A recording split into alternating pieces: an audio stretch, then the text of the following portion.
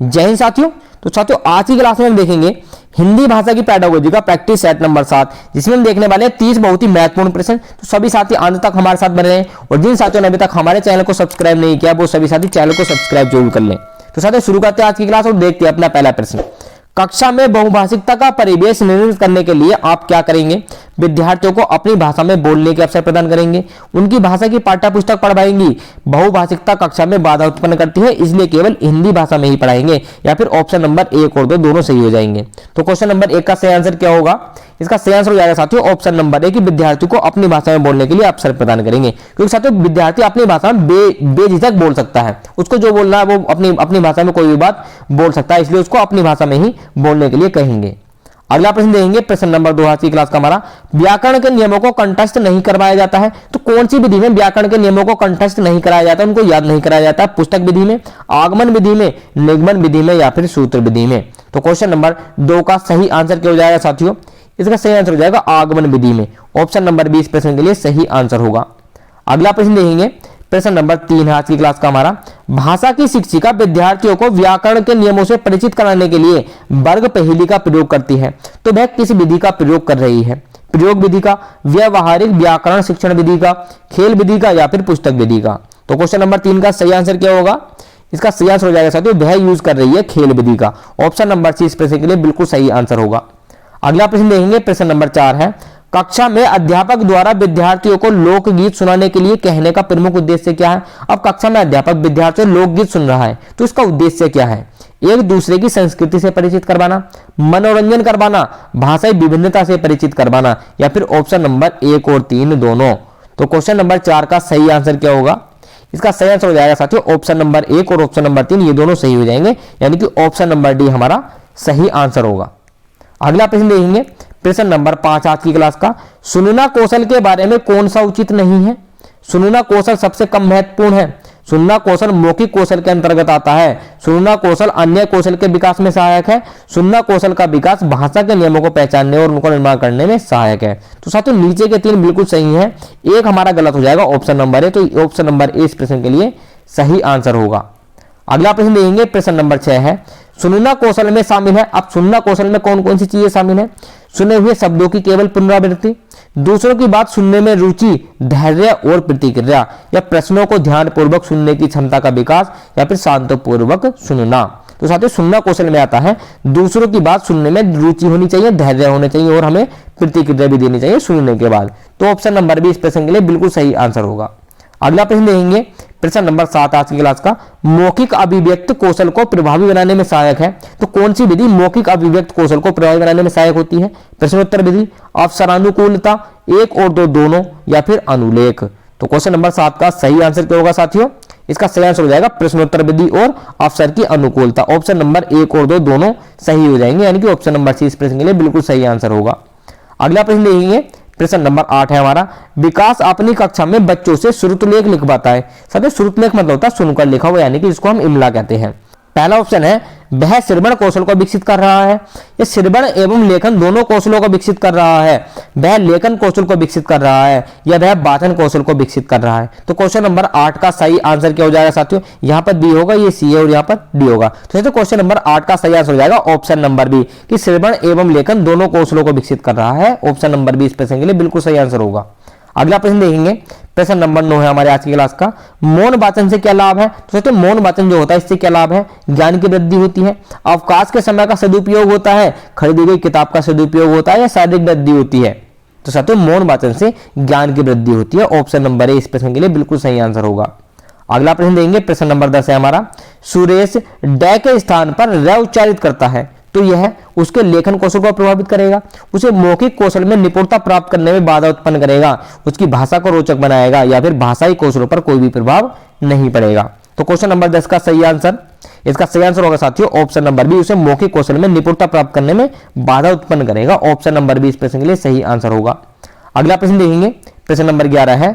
मोहिका कक्षा 8 की भाषा की अध्यापिका है। वह व्याकरण के नियमों को कंठस्थ करवाने के स्थान पर छात्रों को उन नियमों का प्रयोग करने के लिए कहती है, तो उसका प्रमुख उद्देश्य क्या है? व्याकरण को रुचिकर बनाना, व्याकरण के व्यवहारिक प्रयोग पर बल देना। ऑप्शन नंबर 1 और 2 दोनों, या फिर उपरोक्त में से कोई नहीं? तो क्वेश्चन नंबर 11 का सही आंसर होगा साथियों ऑप्शन नंबर सी, यानी कि 1 और 2 दोनों ये सही हो जाएंगे। ऑप्शन नंबर सी इस प्रश्न के लिए बिल्कुल सही आंसर होगा। अगला प्रश्न देखेंगे, प्रश्न नंबर 12 है, पठन कौशल से अभिप्राय है लिपि चिन्हों की पहचान, शब्दों को पढ़ना, वाक्यों को पढ़ना या फिर पढ़कर समझना। तो साथियों पठन कौशल जो होता है इससे इसका जो अभिप्राय होता है वो होता है पढ़कर समझना। ऑप्शन नंबर डी इस प्रश्न के लिए बिल्कुल सही आंसर होगा। अगला प्रश्न देखते हैं, प्रश्न नंबर 13 है, पढ़कर समझना कुशलता का विकास करने में सबसे कम महत्वपूर्ण कौन सा है?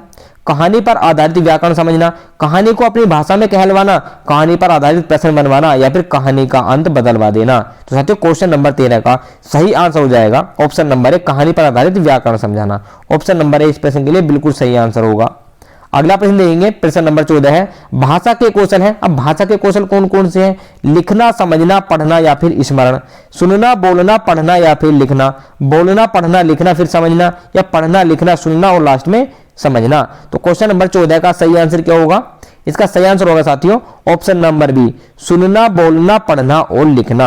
ऑप्शन नंबर बी इस प्रश्न के लिए सही आंसर हो जाएगा। साथियों हम इसको सुबोपली के नाम से भी याद रख सकते हैं, सुबोपली, जहां से सु से हो जाएगा सुनना, बोलना, पढ़ना और लिखना। अगला प्रश्न देखेंगे, प्रश्न नंबर 15 है, पठन का प्रकार है ध्यान मगन पठन, एकाग्रचित पठन, द्वित पठन या फिर अर्थ ग्रहण पठन। तो साथियों पठन का निम्न में से कौन एक प्रकार है? तो साथियों इसका सही आंसर होगा द्वित पठन। ऑप्शन नंबर सी इस प्रश्न के लिए सही आंसर हो जाएगा। अगला प्रश्न देंगे, प्रश्न नंबर 16 है, भाषा शिक्षण की कौन सी विधि मातृभाषा को मध्यस्थ बनाए बिना दूसरी भाषा को सिखाने पर बल देती है? तो क्वेश्चन नंबर 16 का सही आंसर क्या होगा? द्विभाषीय विधि, अनुवाद विधि, व्याकरण एवं अनुवाद विधि या फिर प्रत्यक्ष विधि। तो इसका सही आंसर हो जाएगा साथियों, ऐसा होता है प्रत्यक्ष विधि में। ऑप्शन नंबर डी इस प्रश्न के लिए बिल्कुल सही आंसर होगा। अगला प्रश्न देखेंगे, प्रश्न नंबर 17 आज की क्लास का हमारा, मौखिक कौशल का उद्देश्य क्या है?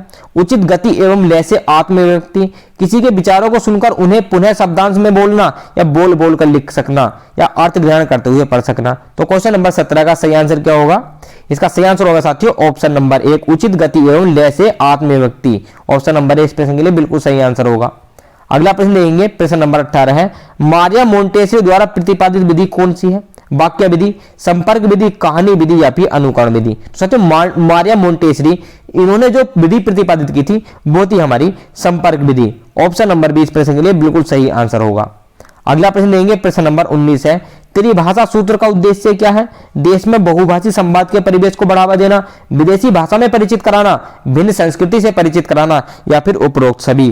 तो क्वेश्चन नंबर 19 का सही आंसर होगा साथियों ऑप्शन नंबर सी, भिन्न संस्कृति से परिचित कराना। ऑप्शन नंबर सी स्पेसिफिकली बिल्कुल सही आंसर हो जाएगा। अगला प्रश्न देखेंगे, प्रश्न नंबर 20 है, बच्चों की सशक्त लेखन क्षमता का परिचय कौन सा है? सुंदर लिखावट, अलंकारिक भाषा, सशक्त वाक्य या फिर मौलिक विचार। तो क्वेश्चन नंबर 20 का सही आंसर क्या होगा साथियों? इसका सही आंसर हो जाएगा मौलिक विचार। ऑप्शन नंबर डी इस प्रश्न के लिए बिल्कुल सही आंसर होगा। अगला प्रश्न देखेंगे, प्रश्न नंबर 21 है, भाषा दक्षता का प्रारंभिक कौशल क्या है? तो साथियों भाषा दक्षता में सबसे पहले क्या होता है?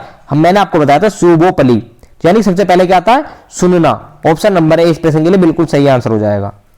अगला प्रश्न देंगे, प्रश्न नंबर 22 है, भाषा आकलन की प्रक्रिया पाठ के अंत में दिए गए अभ्यासों के माध्यम से होती है, सीखने सिखाने के दौरान भी चलती रहती है, केवल बच्चों का निष्पादन जानने के लिए होती है या फिर केवल शिक्षक का निष्पादन जानने के लिए होती है। तो क्वेश्चन नंबर 22 का सही आंसर क्या होगा? इसका सही आंसर होगा ऑप्शन नंबर बी, सीखने सिखाने के दौरान भी यह चलती रहती है। ऑप्शन नंबर 20 प्रश्न के लिए बिल्कुल सही आंसर हो जाएगा। अगला प्रश्न देखेंगे, प्रश्न नंबर 23 है, भाषा कौशलों के संदर्भ में कौन सा कथन सही है? सुनना, बोलना, पढ़ना, लिखना एक क्रम में सीखे जाते हैं, या सुनना और पढ़ना निष्क्रिय कौशल है, या सभी कौशल एक दूसरे के साथ अंतर संबंधित होते हैं, या पढ़ना और लिखना कौशल में कोई भी संबंध नहीं है। तो क्वेश्चन नंबर 23 का सही आंसर क्या हो जाएगा? इसका सही आंसर होगा साथियों सभी कौशल एक दूसरे के साथ अंतर संबंधित होते हैं। सुनना, बोलना और पढ़ना, लिखना ये सभी एक दूसरे से अंतर संबंधित है। ऑप्शन नंबर सी इस प्रश्न के लिए बिल्कुल सही आंसर होगा। अगला प्रश्न देखेंगे, प्रश्न नंबर 24 है, भाषा की अध्यापिका द्वारा व्याकरण शिक्षण से पूर्व बच्चों के ज्ञान का परीक्षण करने का मुख्य उद्देश्य क्या है? विद्यार्थियों की क्षमता के अनुसार शिक्षण विधि का चयन करना, शिक्षण अधिगम प्रक्रिया को सुदृढ़ बनाने के लिए, विद्यार्थी के व्याकरण के ज्ञान को जानने के लिए या फिर उपर्युक्त सभी। तो क्वेश्चन नंबर 24 का सही आंसर हो जाएगा साथियों उपर्युक्त सभी। ऑप्शन नंबर डी इस प्रश्न के लिए बिल्कुल सही आंसर होगा। अगला प्रश्न देखेंगे, प्रश्न नंबर 25 है, प्राथमिक स्तर पर भाषिक रेखांकन और चित्रांकन लेखन अभ्यास का महत्वपूर्ण चरण है, एक सहज शैक्षणिक गतिविधि मात्र है, बच्चों की अनुकरण प्रवृत्ति को पोषित करता है, यह काव्य व्याख्या का एकमात्र मार्ग है। तो क्वेश्चन नंबर 25 का सही आंसर क्या होगा? इसका सही आंसर हो जाएगा साथियों, प्राथमिक स्तर पर जो भाषिक रेखांकन और चित्रांकन होता है यह लेखन अभ्यास का महत्वपूर्ण चरण है। ऑप्शन नंबर ए इस प्रश्न के लिए बिल्कुल सही आंसर होगा। अगला प्रश्न देखेंगे, प्रश्न नंबर 26 है हमारा आज के प्रैक्टिस सेट का। प्राथमिक स्तर पर बच्चे किस प्रकार की कविताएं पसंद करते हैं? जो तुकांत न हो, जो कोई सीख देती हो, जो लयात्मक और गयात्मक हो, या फिर उपरोक्त सभी। तो कहते हैं प्राथमिक स्तर पर जो बच्चे कविताएं पसंद करते हैं वो होते हैं जो कोई सीख देती हो। ऑप्शन नंबर 20 प्रश्न के लिए सही आंसर होगा। अगला प्रश्न देखेंगे, प्रश्न नंबर 27 है, प्रत्यक्षीकरण क्या है? शब्दों के मूल भाव को समझना, विद्यार्थियों को बिना देखे शब्द लिखने के लिए कहना, विद्यार्थियों को शब्दों को पहचानने के अवसर देना, या अर्जित ज्ञान का प्रयोग करना। तो क्वेश्चन नंबर 27 का सही आंसर क्या होगा साथियों? इसका सही आंसर हो जाएगा ऑप्शन नंबर सी, विद्यार्थियों को शब्दों को पहचानने के अवसर देना। ऑप्शन नंबर सी इस प्रश्न के लिए सही आंसर होगा। अगला प्रश्न देखेंगे, व्याकरण शिक्षण का महत्व सबसे कम है? लेखन कौशल के विकास में, शुद्ध वाचिक अभिव्यक्ति में, लोकोक्तियों में, मुहावरों के द्वारा भाषा के प्रभावी प्रयोग में, या फिर पाठ्य पुस्तक के शुद्ध पठन में। तो ऐसे व्याकरण शिक्षण का महत्व सबसे कम किसमें होगा? क्वेश्चन नंबर 28 का सही आंसर हो जाएगा साथियों ऑप्शन नंबर डी, पाठ्य पुस्तक के शुद्ध पठन में। ऑप्शन नंबर डी इस प्रश्न के लिए बिल्कुल सही आंसर होगा। अगला प्रश्न देखेंगे, प्रश्न नंबर 29 आज की क्लास का। सभी भाषाई कुशलताएं एक दूसरे से संबंध है, एक दूसरे को प्रभावित नहीं करती हैं, एक दूसरे से बढ़कर है, या फिर एक दूसरे से अलग है। साथियों कोई भी भाषाई कुशलताएं हो वो सभी एक दूसरे से संबद्ध होती हैं। ऑप्शन नंबर ए इस प्रश्न के लिए सही आंसर हो जाएगा। अगला प्रश्न देखेंगे, प्रश्न नंबर 30 आज की क्लास का हमारा, भाषाई कौशलों के संबंध में कौन सा कथन सही है?